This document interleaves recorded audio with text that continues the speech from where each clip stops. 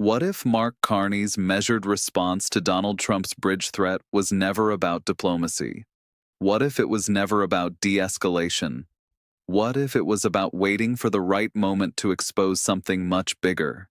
Because tonight, as congressional investigators launch formal proceedings into Trump's actions, Carney's strategy is revealing itself. This is no longer just a trade dispute. This is a systematic unraveling of what appears to be influence peddling at the highest levels of government. The sequence of events that led to this moment was not accidental. Hours before Trump publicly threatened to block the Gordy Howe International Bridge, his Commerce Secretary Howard Lutnick reportedly met with representatives of the privately owned Ambassador Bridge.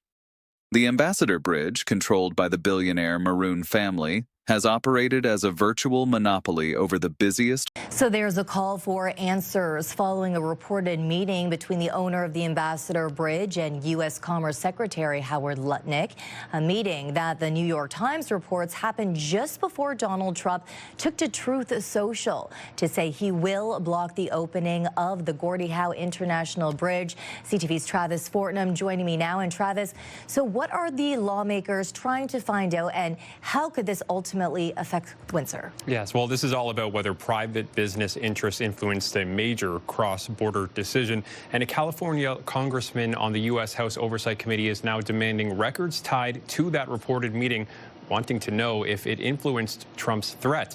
It was the New York Times who first reported earlier this week that Trump's post to Truth Social followed a meeting between Commerce Secretary Howard Lutnick and Matthew Maroon, whose family owns the Ambassador Bridge, commercial land border crossing in North America for decades, generating an estimated $60 million annually in toll revenue. The new Gordy Howe Bridge threatens that monopoly directly by offering a modern, publicly funded alternative with enhanced capacity and efficiency. Mark Carney did not react impulsively to Trump's threat.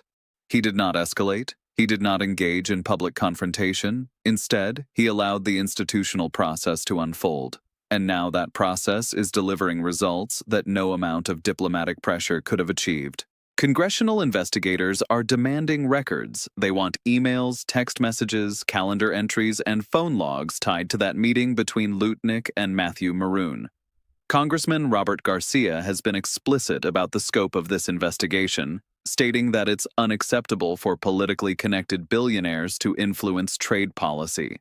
The House Oversight Committee has given the administration a deadline to produce documents, with subpoena powers ready if compliance is not forthcoming. The focus is not just on what was discussed, but on whether federal policy was influenced by private business interests. This distinction matters because the Ambassador Bridge is a private asset generating enormous revenue from its monopoly position. The Gordy Howe Bridge is a publicly funded infrastructure project backed by binding international agreements between Canada and Michigan.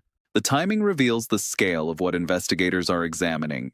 A reported meeting between a private bridge owner who stands to lose millions in revenue and a senior administration official, followed within hours by a presidential threat that would protect that same monopoly, creates a pattern that congressional oversight committees cannot ignore.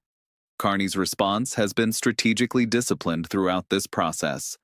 While Trump threatened federal interference, Carney emphasized Canada's commitment to transparency and international agreements. While Trump escalated rhetoric, Carney strengthened relationships with Michigan's congressional delegation. While Trump appeared reactive, Carney appeared institutional. That contrast is now working in Canada's favor because American lawmakers are defending the bridge project without it appearing as foreign interference. The investigation extends beyond the meeting itself. Records show that Matthew Maroon, identified as a Trump donor, retained a lobbying firm with direct ties to Trump's inner circle. The family has donated significantly to both Republican and Democratic candidates. Congressman Robert Garcia is now calling for emails, texts, and calendar records tied to that meeting, arguing it's unacceptable for a politically connected billionaire to influence trade policy. The Maroon family has long opposed the Gordy Howe Bridge, which would end its monopoly on commercial truck traffic at the busiest border crossing in North America. Garcia warns interference could increase congestion and disrupt U.S.-Canada trade. Campaigns over the years, creating a web of political relationships that extends beyond party lines. This is not circumstantial proximity. This is structural access to power. When that access is followed immediately by federal action that benefits the same private interest, the optics become politically combustible. The economic stakes explain why this investigation has gained momentum so quickly. The Ambassador Bridge generates massive revenue from commercial truck traffic, with over 27% of all trade between the United States and Canada passing through this single crossing. Every day of delay in opening the Gordy Howe Bridge extends that monopoly and protects those revenue streams. Industry analysts estimate that the Maroon family's bridge operations could lose up to 40% of their commercial traffic.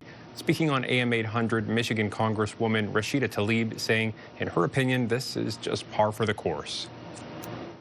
Billionaire corruption goes hand in hand with the White House right now. So it wasn't a surprise to me that Matthew Maroon, the owner of the opposite, literally falling apart Ambassador Bridge, met with Trump administration hours before the president absurdly threatened to block the safer and more efficient Gordy Howe Bridge from opening. The Maroons have always taken this approach of donating to colleagues, both Democrats and Republicans in the United States, in a way that makes them look the other way when it comes to their lawlessness and not following various permit process and things of that nature.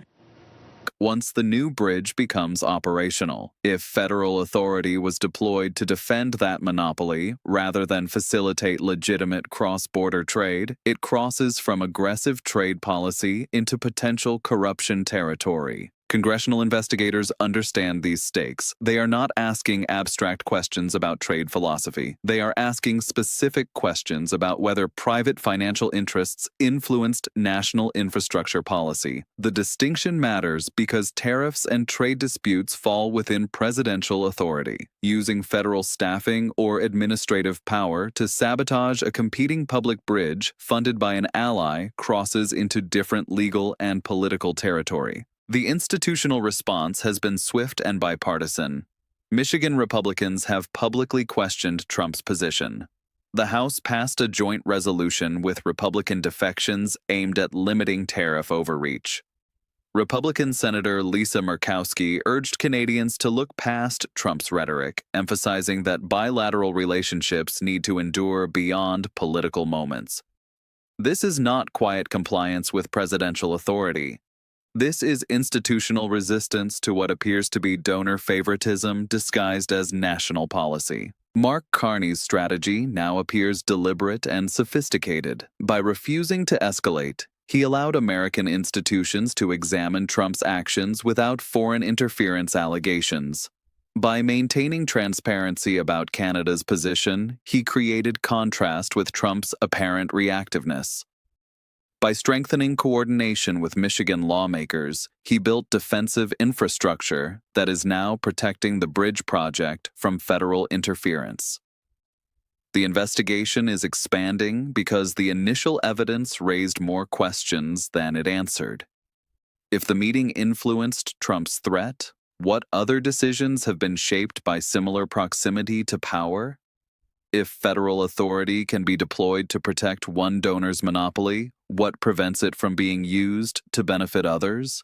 These questions extend beyond this specific bridge to the broader integrity of trade and infrastructure policy. Trump's response has been characteristically defensive. Rather than provide transparency about the decision-making process, the administration dismissed congressional concerns as partisan overreach. Press secretary statements have deflected questions about the meeting, describing it as routine business engagement. Rather than explain the timing, officials described the tariff agenda as nimble and nuanced. This defensive posture suggests awareness that the optics are politically damaging and legally problematic. The damage to Trump's narrative has been systematic. He initially framed the bridge threat as defending American interests, but no American interest is served by blocking a modern border crossing that supports auto manufacturing, supply chains, and thousands of jobs on both sides of the border. He claimed the decision was about national security, but the Gordy Howe Bridge improved security through modern technology and enhanced customs facilities.